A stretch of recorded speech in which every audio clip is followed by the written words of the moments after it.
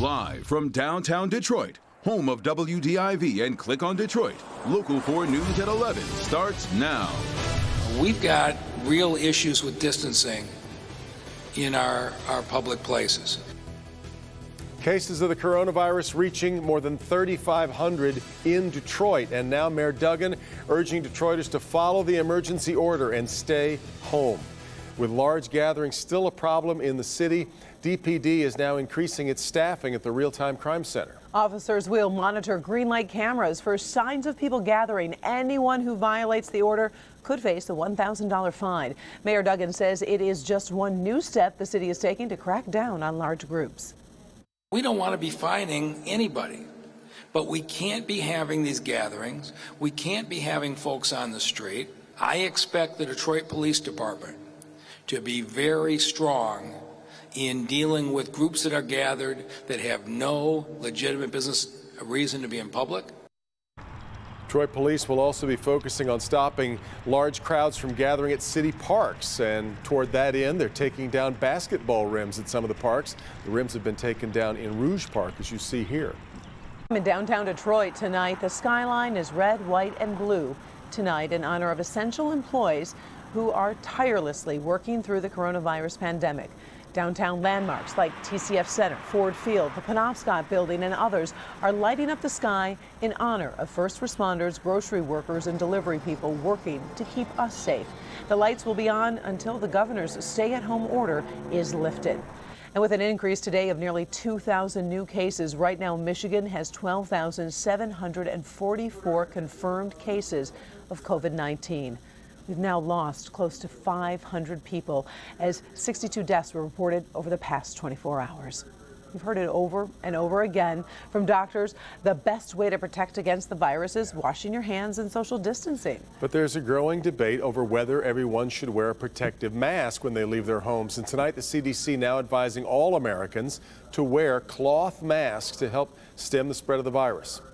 The CDC is advising the use of non-medical cloth face covering as an additional voluntary public health measure. So it's voluntary. You don't have to do it. This will be the look. Mayors in Los Angeles, New York, and Laredo, Texas are now requiring anyone in a public setting to wear a mask. Not the N95 version in short supply for medical teams, but a simple cloth covering, even a bandana, a scarf, or a handkerchief that covers the nose and mouth. I think it's fair to say the masks couldn't hurt unless they gave you a false sense of security. A concern echoed by doctors who stress the mask only prevents you from spreading the disease, not from getting it. And that the best weapon in this fight is keeping your hands washed and keeping your distance 6 feet or more from others. So we don't want people to feel like, oh, I'm wearing a mask, I'm protected. Experts making sure the discussion over the protective measure doesn't mask the very real danger of the virus. And tonight, the health commissioner in Vermont became the latest government official across the country to urge everyone to wear a cloth mask in public.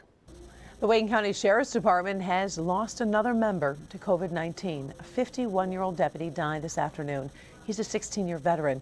The Sheriff's Department says he was tested on March 23rd and the results came back positive 4 days later. He was placed on a ventilator and died this afternoon at Garden City Hospital. He was the second Wayne County deputy to die from COVID-19. Sheriff Benny Napoleon says his team is saddened by the news, but they will keep fighting. We have been hit pretty hard, as other people have, by this virus, but we are still maintaining all of our operations. The men and women of this agency have stepped up in the most difficult time. They continue to come to work under some very trying circumstances. More than 60 members of the Sheriff's Department have been diagnosed with COVID-19, and another 70 or 80 are in quarantine tonight. Not hard to spot people who aren't correctly distancing themselves from one another in our new everyday life. It gets trickier, though, to know what's acceptable and what's not as the weather breaks, and we all want to get outside more. Golfing, for example, was okay at first. Now it's not. Today, boating was reportedly not allowed, but as Jason Colthorpe explains, it actually is. Well, originally, boating wasn't listed among the activities that were allowed under the governor's stay-at-home order. but that was clarified today. And boy, it was a huge relief to boaters and fishermen, because not just because it was a great day out here, but because the fish were biting. What'd we catch? I don't know, 50, 60 smallmouth somewhere. Jack Hippie II and his son, Jack Hippie III, are expert anglers. And just in case you don't believe me, just chasing smallmouth, dragging tubes, throwing drop shots. this is what they were doing Jerk today. baits, cranking on them, just having a lot of fun, enjoying ourselves during this quarantine. Dragging tubes and throwing drop shots might not sound like what's allowed under the governor's stay-at-home order, but to go boating, you have to be a part of the same single household and still practice social distancing. Since the hippies live under the same roof, they can be in the same boat. Seems like everyone's pretty aware. A lot of father-son, brothers, stuff like that. It seems like it's mostly pairs or singles in the boat. I bet we saw 40, 50 boats out there today. The boat launch near Miller Marina in St. Clair Shores was very busy Friday. What better opportunity to get out of the house when there's not much else you can do right now? Jeff Morton, like so many of us, has been waiting for a day like this. It's the perfect outdoor activity to be doing right now. Also a way you can put some meat in the freezer if you need something to eat. And whether you catch fish or not, just about everyone can agree that safely changing the scenery of the normal four walls is a welcome relief. We're stuck in the house, all cooped up, tired of sitting there and doing nothing. I can only watch so much TV and read so many books. So you know, they say the fresh air is the best thing for us. Now, just because you can go boating doesn't mean you can just rent a boat and take the kids out this weekend. Under the governor's order, going fishing or boating requires you use your own equipment to better prohibit the transmission of coronavirus. On Lake St. Clair, Jason Coulter, Local 4. All right, thank you, Jason. More instant tests are in the hands of Detroit doctors tonight on the front lines of the fight against coronavirus. Wayne State's University Physician Group has purchased 4 new devices that quickly deliver COVID-19 test results. They can process a total of 500 tests a day and provide results within an hour. The devices are placed in Detroit hospitals so positive patients can be isolated immediately. It could help reduce the spread within hospitals. Once patients have symptoms or if they've contracted the virus, the most important thing is access to testing. And the faster we can get the results from the testing, the better job we'll be able to do it. Dr. Shanley says these devices should help relieve hospitals by eliminating the delay in test results and quickly getting patients where they need to be. Well, as it becomes clear that we have not seen the peak of the virus here in Michigan, the stay-at-home order is more than likely to be extended. And that means no return to work for thousands of small business owners and their employees who've been laid off. Mara McDonald live in Rochester tonight. Mara, they're having to navigate the government loan programs right now. They are, and those loans may be the only thing that keep them afloat. In the meantime, I spoke to the woman who owns 2 of Rochester's favorite stops. She's applying for anything and everything she can right now to survive this. When your 2 businesses have you face to face with people every day, it means you are closed for the foreseeable future. Angie Nobley shuttered both Paint Nail Bar and her Extend Bar Studio right before the state forced it. I'm doing everything I can to offset the financial loss. One of those things is I have already applied in both of my businesses for the EIDL loan. I did that 2 nights ago at about 10 o'clock at night when everyone said do it today. The staff at the nail salon has all been laid off. That's been one of our toughest, that's been a tough part. My staff is like family.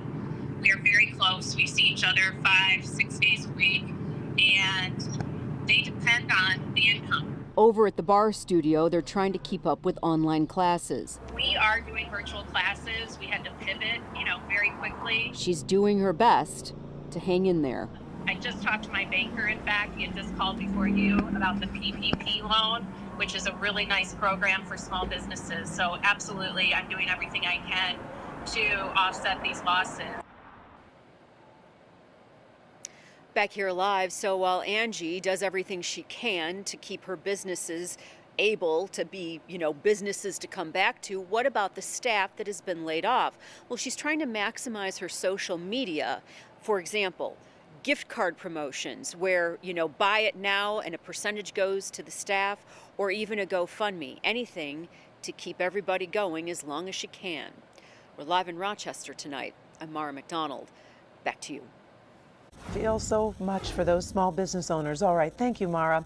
Let's check in with Paul right now for our weekend forecast. And Paul, what a way to kick off the weekend. How does the next 48 hours look? Well, I'd say about 80% of it's probably okay, Karen. And right now we're starting off with a very calm, quiet night. Temperatures for most of us are in the 40s right now, but you can still see the influence of what we call that Lake Huron shadow. The water is still very cold, so you're in the 30s up there in the thumb, all the way down to Mount Clemens, but the rest of us are in the 40s. And as you would expect, sky cover is basically non-existent. So severe clear as we head through our overnight hours. Now, the weekend forecast, we have a cold front crossing the area tomorrow. In just a few minutes, I'm going to break down that timing hour by hour for you. Sunday looking like a beaut with light winds and lots of sunshine. So again, we'll be back in just a few minutes, and we'll talk about that weekend in great detail. We'll see you then. New at 11. So, what's in the bag? A major big box craft store gets special dispensation to sell essentials. But are these essentials in the bag? We talked to the Attorney General's office. From the moment you wake up to the moment your day ends, local news has never been more important. That's why Detroit stations came together to bring you the governor's town hall. Throughout this crisis, Local 4 News and Click on Detroit have kept you informed with constant updates from our own Dr. Frank McGeorge, briefings from our mayor and medical experts, and some good news, too. We'll keep on giving you what you need so we can all weather this storm together. Stay with Local 4 News and Click on Detroit for the moments that matter.